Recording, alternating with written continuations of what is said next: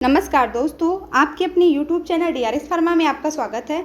आज हम D pharma second year subject pharmacotherapeutics के मोस्ट इंपॉर्टेंट क्वेश्चंस देखेंगे। ये क्वेश्चंस आपको एग्जाम में देखने को ज़रूर मिलेंगे, तो आप ये क्वेश्चंस को एक बार पढ़ के ज़रूर जाइएगा। तो question number 1, write a detail account on Parkinson's disease. Parkinson's disease के बारे में यहाँ पे आपको लिखना है। Question number 2, define diabetes mellitus and briefly explain the different types of diabetes mellitus. तो यहाँ डायबिटीज़ मिलेटस क्या होता है ये बताना है आपको, और इसके जो टाइप्स होते हैं वो भी आपको यहाँ पे बताना है। Question number 3, what is Alzheimer disease, give its pharmacological management. तो ये आपका सबसे इंपॉर्टेंट क्वेश्चन है, अल्जाइमर डिसीज़ क्या होता है इसके बारे में, और इसका जो फार्माकोलॉजिकल मैनेजमेंट है ये आपको बताना है। Question number 4, explain rational use of medicine. Rational use of medicine को यहाँ पे आपको एक्सप्लेन करना है। Question number 5, right a detail about manifestation of epilepsy and it's pharmacological and non pharmacological treatment of epilepsy. तो यहाँ पे आपको इपिलेप्सी का मैनिफेस्टिकेशन और फार्माकोलॉजिकल और नॉन फार्माकोलॉजिकल जो ट्रीटमेंट है इपिलेप्सी का, यहाँ पे आपको ये बताना है। Question number 6, right in detail about the pharmacological treatment of asthma. तो यहाँ पे आपको फार्माकोलॉजिकल ट्रीटमेंट अस्थमा के बारे में यहाँ पे आपको लिखना है। Question number 7, explain the barrier to medication adherence. यहाँ पे आपको इसके बारे में एक्सप्लेन करना है, बैरियर मेडिकेशन एडहेरेंस के बारे में। Question number 8, explain the type of tuberculosis. यहाँ पे ट्यूबरक्लोसिस का आपको टाइप बताने हैं, और discuss the cause of drug resistance in tuberculosis. तो ये क्वेश्चंस आपको एग्जाम में देखने को मिल सकता है ट्यूबरक्लोसिस से, तो आप लोग इसको जरूर पढ़ लीजिएगा। Question number 9, right the cause of urinary tract system. तो यूरिनरी ट्रैक्ट सिस्टम का जो कॉज है यहाँ पे आपको ये बताना है। Number 10, define फार्माकोथेराप्यूटिक्स। फार्माकोथेराप्यूटिक्स को यहाँ पे आपको डिफाइन करना है।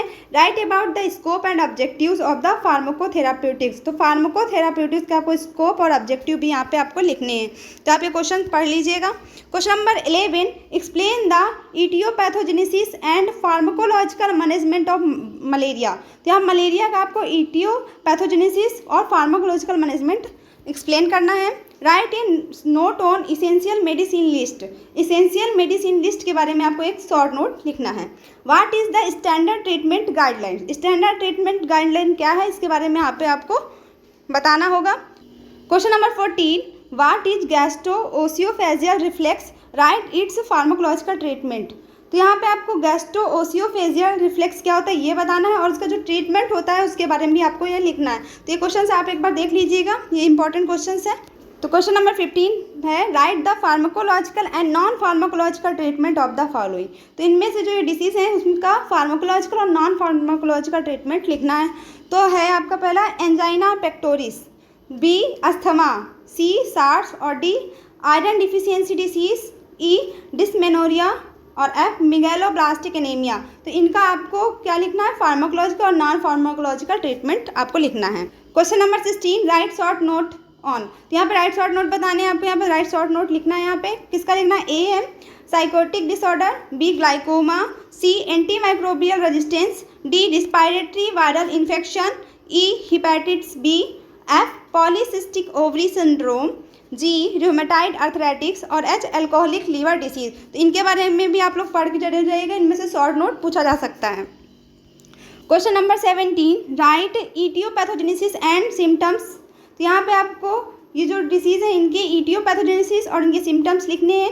ए है inflammatory bowel disease, B AIDS, C scabies, D epilepsy और ई कंजस्टिव हार्ट फेलर। तो इनके बारे में आपको इटियोपैथोजेनेसिस एंड सिम्टम्स लिखने हैं। तो ये क्वेश्चंस आप लोग एक बार जरूर देख के जाइएगा एग्जाम में। वीडियो अच्छी लगी हो तो प्लीज़ वीडियो को लाइक करें और चैनल को सब्सक्राइब करें, और कमेंट करके बताएं कि आपको और किस सब्जेक्ट के इंपॉर्टेंट क्वेश्चन चाहिए, आप कमेंट करके ज़रूर बताएं। Thank you.